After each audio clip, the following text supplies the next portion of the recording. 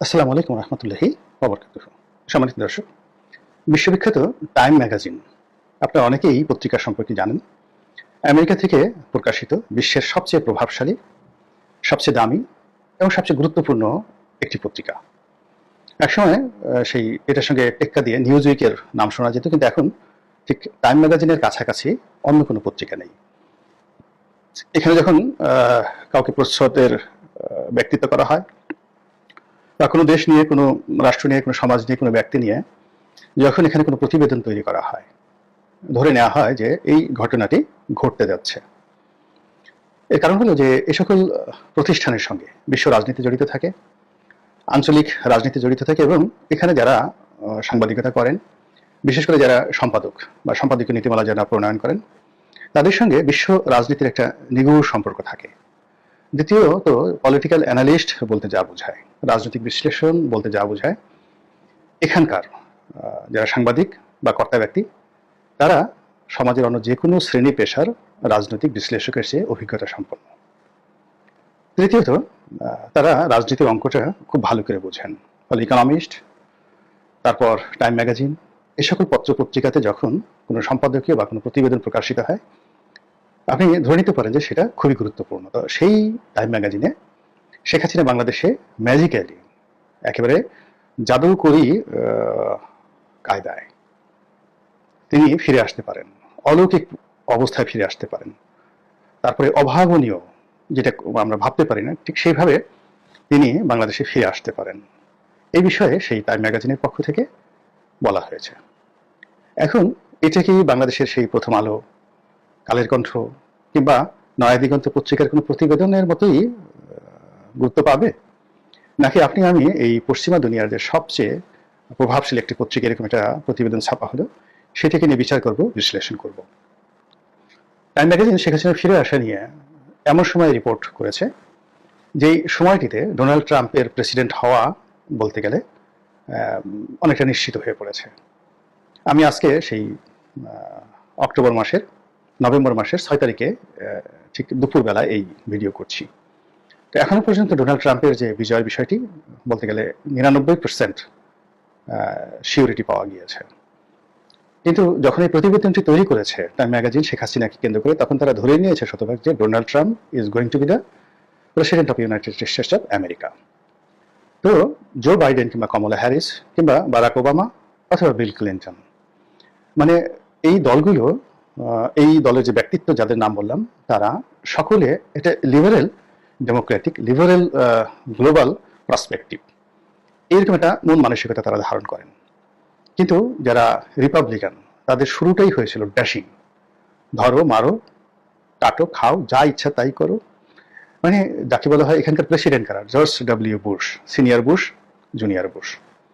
এখানকার president Donald রিগান, এখানকার president Nixon. ওনারা সবাই, মানে যাকে বলে, এর আগে আমি আরো নাম বলতে পারি, তারা সবাই সিদ্ধান্ত নেওয়ার ক্ষেত্রে, যুদ্ধ করার ক্ষেত্রে 1 মিনিট দেরি করেননি। আর পররাষ্ট্র নীতিতে যে জিনিসগুলো দরকার একেবারে গলা চেপে ধরেছেন, আর যে জিনিসগুলো দরকার নেই সেই জিনিসগুলোতে নাক গলানোর চেষ্টা করেননি। এটি হলো রিপাবলিকানদের ধরন এবং প্রকৃতি। তো সেই পার্টি হিসেবে রিপাবলিকানদের যদি সেই আগের চরিত্র আগের মতোই আছে, তার সঙ্গে ডোনাল্ড ট্রাম্পের কিছু ব্যক্তিগত অভ্যাস, চরিত্র প্রকাশিত হয়েছে। প্রথমত, তিনি ব্যক্তিগত সম্পর্কটিকে খুব গুরুত্ব দেন।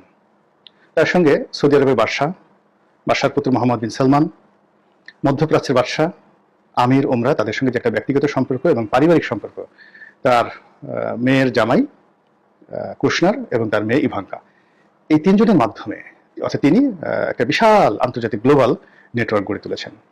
এবং সেই নেটওয়ার্কের মধ্যে কারা আছেন? উত্তর কোরিয়ার এখন যিনি নেতা আছেন তিনি আছেন, তারপর মিস্টার পুতিন আছেন, মধ্যপ্রাচ্যের সকল শেখ এবং আরবরা আছেন, ভারতের নরেন্দ্র মোদী আছেন, এরকম।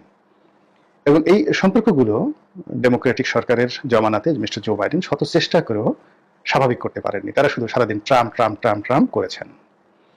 অন্যদিকে যদি সেই হিসেবে চিন্তা করেন, তাহলে শেখ হাসিনার সঙ্গে, জয়ের সঙ্গে, পুতুলের সঙ্গে ট্রাম্পের একটা ব্যক্তিগত সম্পর্ক রয়েছে। এবং আমেরিকার যে লবিস্ট ফার্মগুলো রয়েছে, এরাও কিন্তু যাকে বলা হয় একটা গ্রুপ রিপাবলিকানদেরকে প্রমোট করে বা তাদের সাথে লবিস্ট করার ক্ষেত্রে তারা এগিয়ে আছে।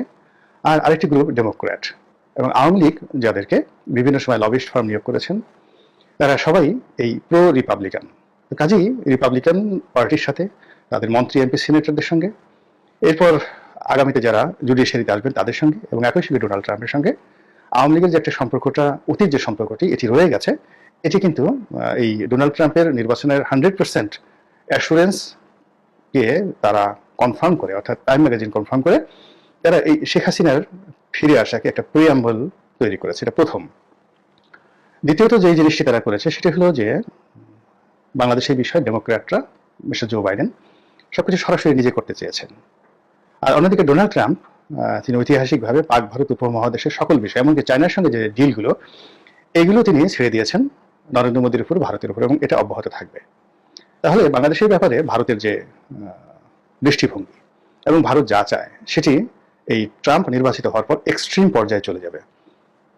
এবং সেই এক্সট্রিম পর্যায়ে যাওয়ার জন্য ভারত তাদের যে গোয়েন্দা সংস্থা থেকে শুরু করে এদেশে তাদের যে হাজার হাজার এজেন্ট রয়েছে, তাদের মাধ্যমে তারা কিন্তু প্রেক্ষাপট তৈরি করে ফেলেছে। আপনি চট্টগ্রামে ইসকনের কর্মকাণ্ডের কথা চিন্তা করেন, কিংবা ইসলামপন্থী বিভিন্ন গ্রুপ যারা যে কোনো সময় 10 লাখ লোক রাস্তায় নামাতে পারেন, এরকম ইসলামিক গ্রুপগুলো পরস্পরের মুখোমুখি হয়ে পড়েছে। আমি আরো স্পষ্টভাবে যদি বলি, তাহলে এই যে তাবলিগ জামাতকে কেন্দ্র করে যে পরিবেশ এবং পরিস্থিতির সৃষ্টি হয়েছে, এটি ইউনূস সরকারের জন্য অশনির সংকেত, দেশের জন্য মারাত্মক বিপর্যয় ডেকে নিয়ে আসবে। আর যাদেরকে আমরা এখন পতিত স্বৈরাচার বলছি, পালিয়ে যাওয়া শেখ হাসিনা বলছি, তাদের জন্য একটা স্বর্ণদ্বার খুলে দিবে। এই একইভাবে আপনি যদি চিন্তা করেন, বিএনপির সঙ্গে জামাতের বিরোধ, বিএনপির সঙ্গে সরকারের বিরোধ, এই বিষয়গুলো ক্রমশ বাড়ছে এবং এগুলো কমার কোনো সম্ভাবনা নেই। সচিবালয়, জুডিশিয়ারি থেকে শুরু করে প্রশাসন এবং পুলিশে যে অবস্থা চলছে, এটা থেকে বের হওয়ার কোনো ওয়ে এই মুহূর্তে বর্তমান সরকারের নেই। এখানে একটা ফ্রেশ কমান্ড আনতে হবে। এর কারণ হলো যে রাষ্ট্রীয় প্রশাসন যন্ত্র আপনি কোথাও দেখতে পারবেন না। এমনকি বঙ্গবন্ধু শেখ মুজিবুর রহমান তিনি যেটি পারেননি, প্রশাসনকে ঠিক রাখতে পারেননি, এমনকি তার খাদ্যমন্ত্রীকে তিনি ঠিক রাখতে পারেননি।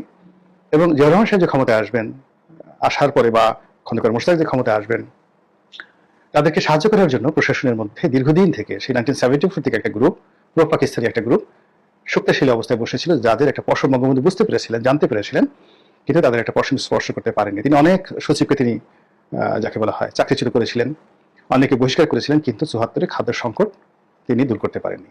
তিনি ভারতের খপ্পরে পড়ে গিয়েছিলেন, আমেরিকার খপ্পরে পড়ে গিয়েছিলেন। তো একইভাবে এখন যারা আছেন তারা রাজনীতির অঙ্গনে বঙ্গবন্ধুর তুলনায় অবোধ শিশু, একেবারে অবোধ শিশু।